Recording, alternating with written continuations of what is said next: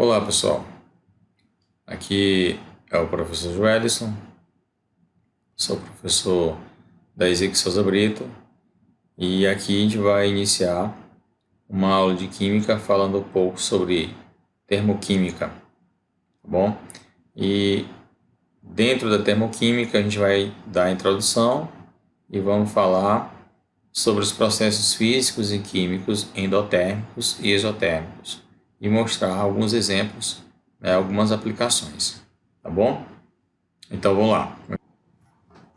Bom pessoal, então iniciando nossa aula, nós temos a termoquímica, como tema e a gente vai trabalhar a ideia de calor e os processos químicos. Então a termoquímica, ela estuda as trocas de calor associadas às reações químicas ou às mudanças no estado de agregação das substâncias, Então, mudança de estado de agregação é chamada mudança de fase, do sólido para o líquido, líquido para o gasoso e assim por diante. O que seria calor? Calor é uma forma de energia em trânsito que flui de um corpo de maior temperatura para outro corpo de menor temperatura. A diferença de temperatura entre os corpos é essencial para que ocorra a transferência de energia na forma de calor. Então, na natureza, o calor flui do corpo mais quente para o corpo mais frio. Então, só vai haver transferência de calor se houver diferença de temperatura entre os corpos. Quando os corpos estão em equilíbrio térmico, ou seja, quando estão à mesma temperatura, não há transferência de energia, tá bom? Aí nós temos as unidades de quantidade de calor. Nós temos a caloria, uma unidade bastante comum, que é usada no nosso dia a dia, mas a caloria não é uma medida oficial, É uma unidade de medida que não faz parte do sistema internacional. No sistema internacional, que é o SI, a gente utiliza o Joule, tá bom? Então essa caloria era definida como a quantidade de calor necessário para elevar de 14,5 graus Celsius para 15,5 graus Celsius a temperatura de 1 grama de água. E a gente utiliza o múltiplo da caloria sendo o quilocaloria, sendo que 1 quilocaloria é equivalente a 1000 calorias, Ele fala bem aqui que é 1000 vezes maior que a caloria, que é 1 caloria. E no Brasil nós utilizamos o Sistema Internacional de Unidades, a unidade de medida Joule. O Joule é a chamada medida oficial para medir calor ou qualquer forma de energia, energia cinética, energia potencial, e aí vai. Qualquer forma de energia no Sistema Internacional, que é o SI, vai ser medida em Joule. E a gente pode converter a caloria para Joule e vice-versa, 1 caloria é igual a 4,18 Joule. Se houver necessidade de haver uma conversão numa atividade, a gente pode fazer essa pequena relação. Bom, aí nós temos a formação e a ruptura de ligações envolve a interação de energia com a matéria. Assim como nas mudanças de estado, as transformações de matéria ocorrem com a absorção ou liberação de energia. Aqui eu estou mostrando um exemplo de uma mudança de fase, um processo físico, não é químico, é físico. Mas essa mudança de fase, a água líquida para o estado sólido, o que vai acontecer é que ele vai ter que liberar energia. Eu tenho um líquido e para que ele vá para o sólido, tem que baixar a temperatura do sistema. E quando ele baixa a temperatura do sistema, o sistema seria a água, ele vai perder energia para o ambiente. Então, o que vai acontecer é que se esse aqui é o sistema, ele perde energia para o ambiente seria a vizinhança vai esquentar, vai aumentar a temperatura e aqui vai baixar a temperatura, O sistema vai baixar a temperatura, tá bom? Então, qualquer processo em que houver mudança de fase, sendo que vai ocorrer um resfriamento, vou baixar a temperatura do sistema, ele vai ter que liberar energia, tá bom? Aqui já temos o contrário.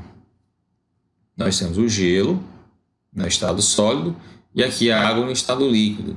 Então, para que o gelo se transforme em água líquida, né, o que vai acontecer é que ele vai ter que absorver a energia da vizinhança. Tá?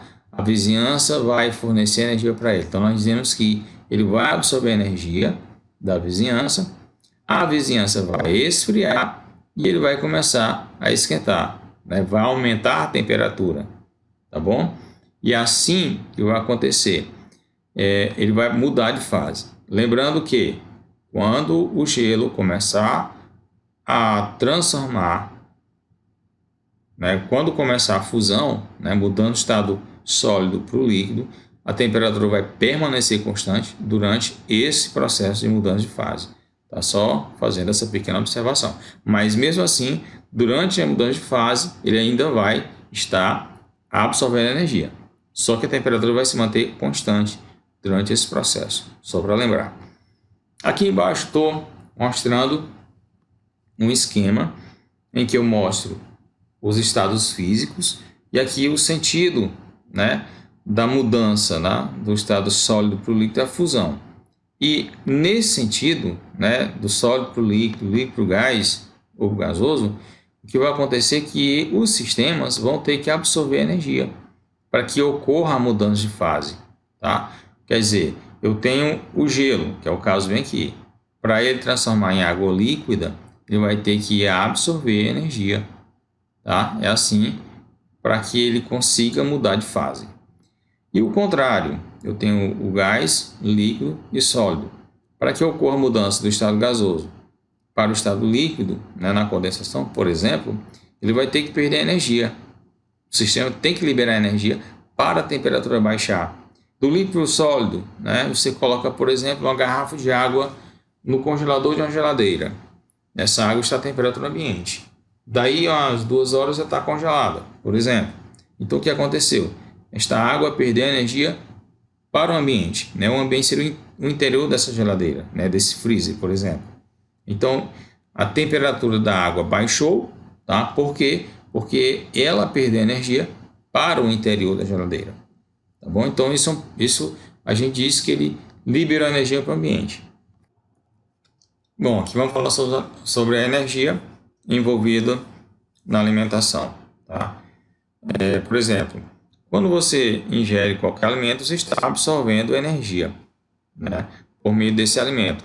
É essa energia que vai manter a sua atividade diária, né, o que você vai fazer, praticar esporte, fazer natação, andar de bicicleta, correr, estudar, brincar, o que for. Então você precisa dessa energia. Essa energia é absorvida por meio da alimentação, tá bom? E aqui ele mostra os alimentos, o valor energético por grama desses alimentos. Também é comum, né, é obrigatório qualquer alimento industrializado ele fornecer uma tabela nutricional. Então a gente pode prestar atenção no valor nutricional de por exemplo, uma lata de achocolatado. Ele vai informar todos as propriedades, né, nutrientes que existem nessa substância por grama, né, ou aliás por porção, né? Porção de 25 gramas nós temos um valor calórico de 100 quilocalorias, tá certo? E vai formar carboidratos, proteínas, gorduras, colesterol, fibra alimentar e as vitaminas, tá? Ele vai fornecer tudo isso, tá certo? Então, só uma informação. A gente ouve muito os nutricionistas falar em calorias. Tá? Por exemplo, uma pessoa adulta necessita de, no mínimo, 2.500 calorias diárias. Não são 2.500 calorias, são 2.500 quilocalorias. Ó. Bem aqui, ó, vai aparecer o quilocaloria. Mas geralmente esse cai, vai falar caloria, porque fica mais fácil de falar. Tá? Mas lembre-se, quando você ouvir esse termo, você vai lembrar que é quilocaloria. Certo? Vamos adiante. Por que as reações químicas liberam ou absorvem calor? Podemos admitir que qualquer substância possui uma certa quantidade de energia armazenada em seu interior, devido principalmente as forças de ligação entre seus átomos. Essa energia, quando referida à pressão constante, é denominada entalpia e designada por H. Não podemos determinar os valores absolutos das entalpias das substâncias. Podemos, porém, determinar as variações de entalpia, designadas por ΔH, que indica variação de entalpia, que ocorre durante os fenômenos físicos e químicos. Então, aqui seria o conceito de variação de entalpia, né? ΔH. É a medida da quantidade de calor liberada ou absorvida pela reação à pressão constante.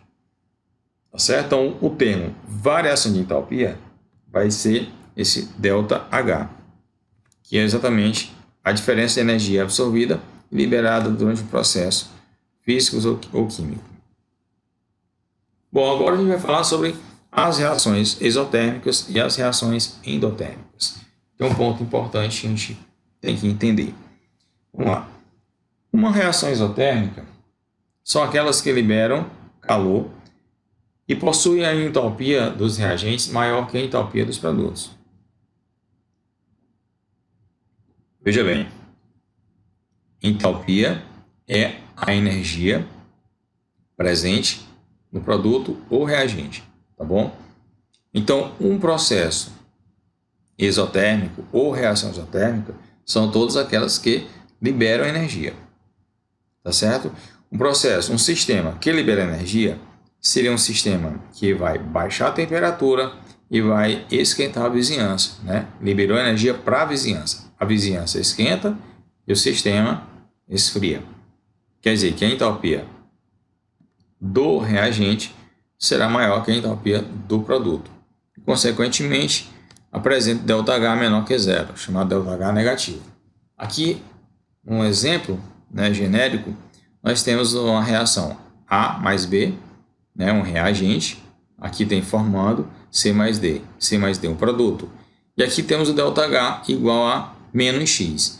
Menos indica que essa reação ela é exotérmica. Toda reação exotérmica, o ΔH será negativo. Tá bom? Aqui a representação gráfica, né? Aqui nós temos a entalpia e aqui temos o caminho da reação. Aqui nós temos o reagente, né? A mais B é o reagente. E aqui o que aconteceu? Ele liberou energia e o produto, né, tem uma entalpia bem menor que o reagente. Baixou a energia porque liberou energia para o ambiente, perdeu energia.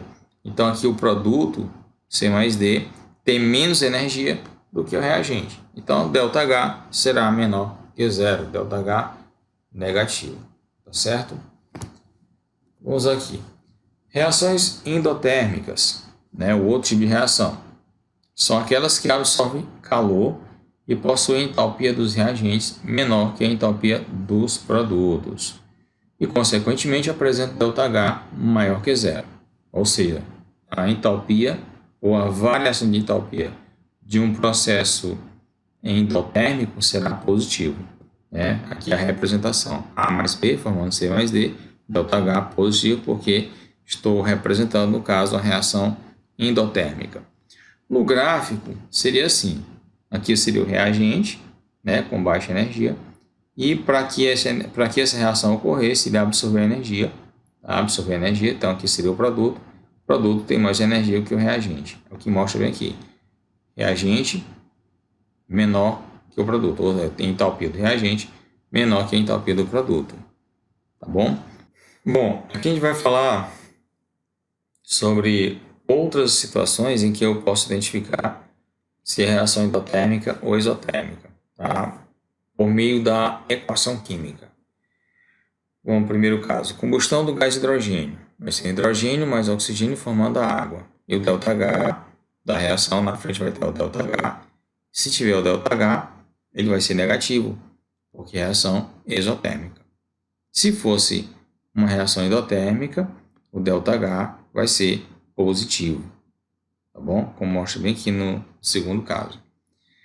Ou então, se eu tenho uma reação exotérmica, o ΔH é negativo, mas eu não quero colocar o ΔH na frente da reação, eu quero incluir a energia fazendo parte da reação química, né, da equação química, Então, eu vou colocar assim: tem hidrogênio mais oxigênio formando água, mais energia.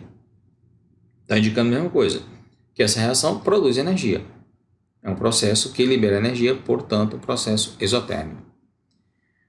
No caso da reação endotérmica, né, a gente pode colocar na frente da equação o ΔH. Como é endotérmico, o ΔH é positivo.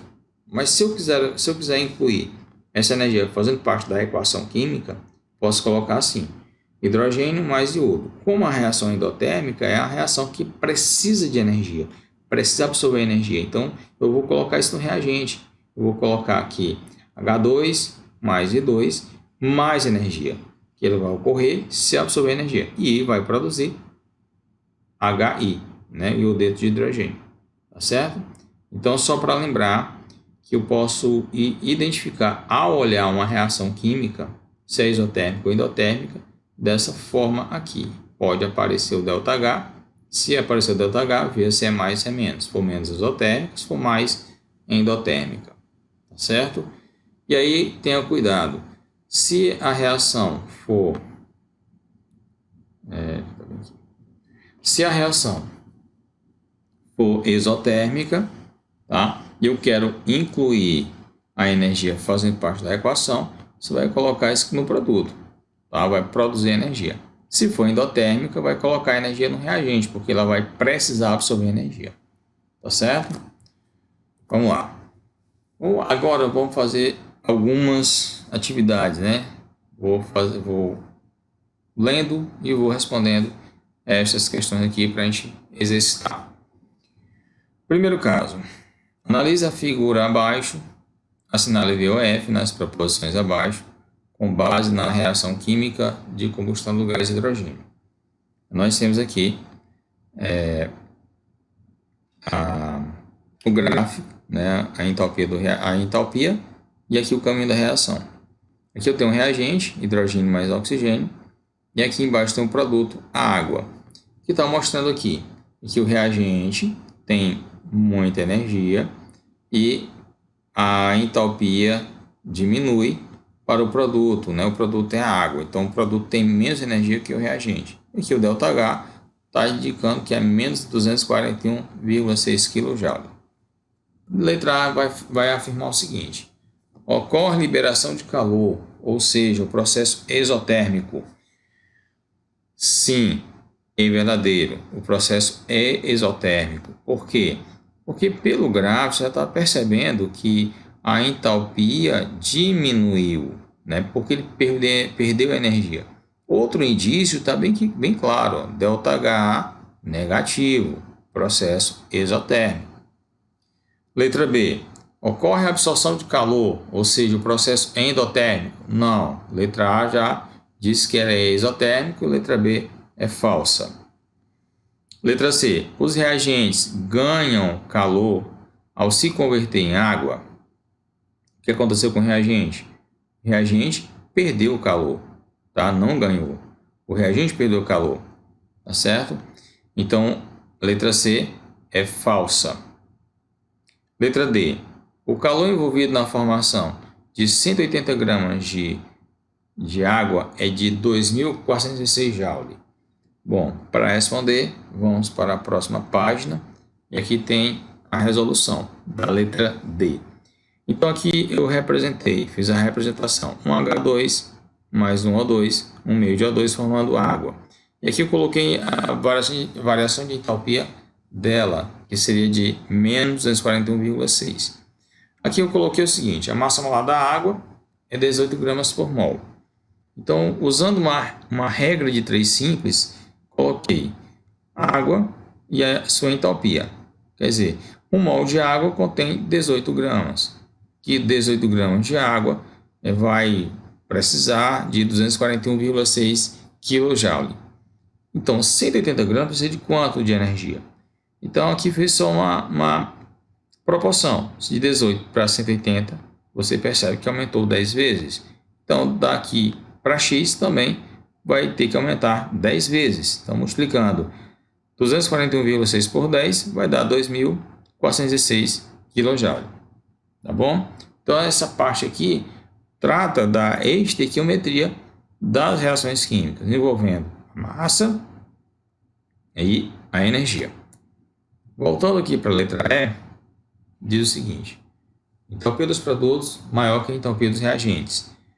Analisando aqui, produto, a entalpia do produto é menor do que a entalpia do reagente. Olha a linha lá embaixo, o produto lá embaixo e o reagente em cima. Então, logicamente, isso aqui é falso. Certo? Aqui está a resposta, letra A, B, C, D e E. Vamos lá. Segundo exemplo, nós temos aqui uma reação do óxido de ferro, né? Mais carbono, mais energia, formando ferro e óxido de carbono ou monóxido de carbono. Da transformação do óxido de ferro 3 em ferro metálico, segundo a equação acima, assinale VOF. Já coloquei a resposta aqui para facilitar. Bom, primeira afirmação. É uma reação endotérmica? Vamos analisar. Óxido de ferro, mais carbono, mais energia. Então, isso está no reagente. Isso faz parte do reagente.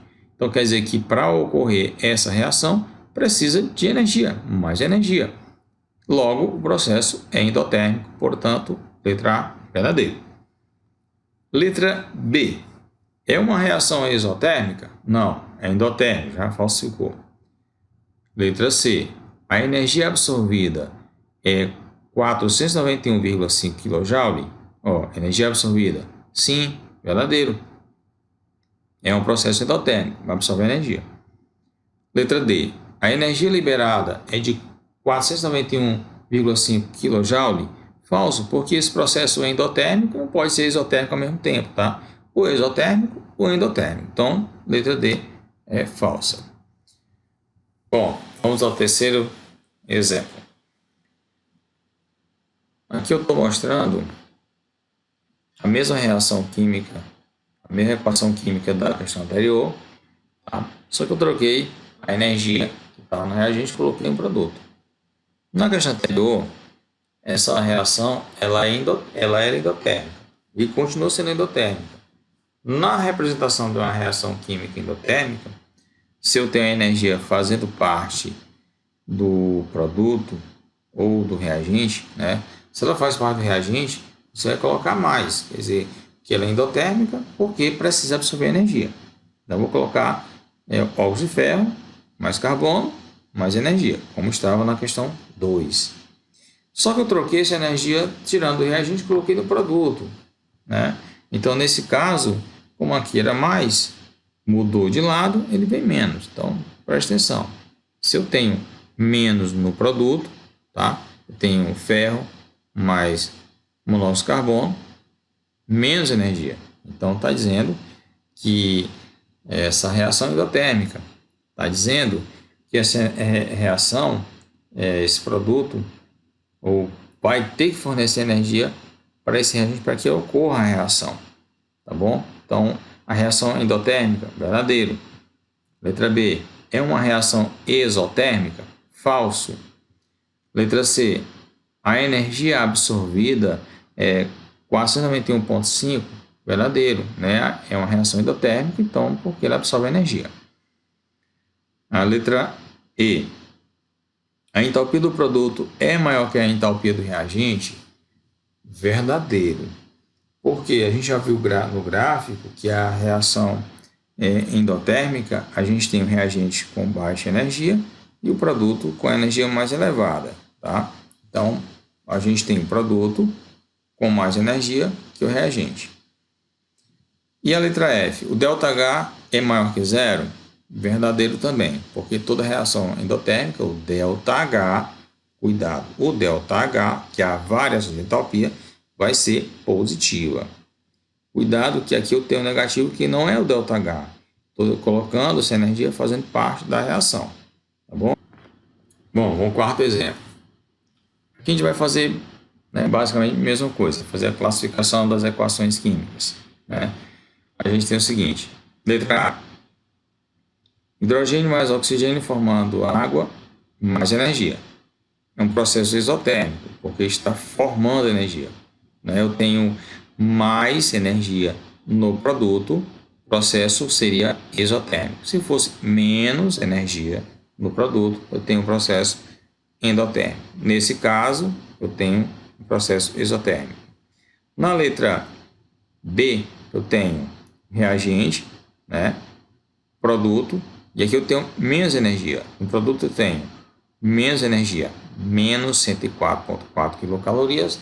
Estou dizendo que o processo é endotérmico. Se eu tenho no produto menos energia, é um processo endotérmico. Um processo que esses reagentes, carbono e enxofre, estão absorvendo energia. Na letra C, eu tenho hidrogênio, cloro, né? Menos energia. O que está dizendo aqui? Se eu estou dizendo que tem menos energia, né, está perdendo energia. Se eu trocar de lado, colocar esse 44,2 no segundo membro, que vou colocar mais energia, né? Só para você entender. Se eu tenho no produto mais energia, processo exotérmico. Se ele está no reagente com menos, né, também será exotérmico. Presta atenção. De novo, se eu tenho menos energia no reagente ou mais energia no produto, processo exotérmico. Se eu tenho mais energia no reagente ou menos energia no produto, é um processo endotérmico, tá bom? Então, só dar uma revisadinha no livro, você vai entender melhor, ele vai explicar de outras maneiras, tá? Na letra C, né, já comentei a letra C, letra D, eu tenho hidrogênio mais iodo mais energia, né? Então, se eu tenho mais energia, quer dizer que esse reagente está absorvendo energia. Então, o processo seria endotérmico, tá certo? Então, basicamente isso. A gente tem que ter cuidado e analisar. Se tivesse na frente o ΔH, né? Na letra A, o processo ele é exotérmico, tá bom? Então, o ΔH seria igual a menos 126,6. Na letra B, o processo endotérmico. O ΔH seria igual a mais 104,4. Por quê? ΔH de uma reação exotérmica é negativo e o ΔH da reação endotérmica é positivo. Tá bom? Então, espero que tenha ficado claro nessa ideia bem assim. Qualquer dúvida, entre em contato comigo por meio do chat. E é isso, pessoal. Agradeço pela atenção de todos, tá bom? Qualquer dúvida que vocês tiverem, a gente pode discutir no chat, certo? E bons estudos e fiquem com Deus. Tchau.